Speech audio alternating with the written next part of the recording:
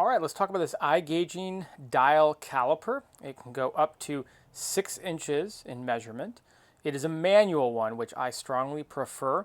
I'm a little old school. I just don't trust these automated dials because I can't read them as well. Let me show you how to use it and show you. I've got a couple of these, so I'll show you what I think about this, what I like about it. So it's very simple to use. You can basically measure the outer width of something. So this would be like a piece of wood, which I'll show you here in a second, and measure the width of it. Here I'm measuring the width of my finger, which is apparently about 1/2 of an inch. You can also measure the inner width. And so let's say I had a pipe and I wanted to put this in the pipe. This would give me the measurement there. Very easy to use. I just use this dial pad to scan back and forth. And so let me go ahead and show it to you in action. All you have to do is just stick it over top of something.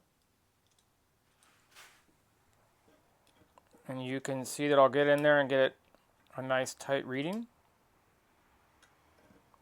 And then I'll come back out here. And so that is showing the 5/8. I'm sorry, I can't get it too close. You have to just zoom in. But basically it's showing the 5/8 inch. But it's beyond that letter right there, beyond that marking right there, which I can see here in the dial. And the dial will show me that it's beyond 5/8 and all the way up to 11/16, but not all the way up to 3/4. 3/4 would be if I was right there. See that?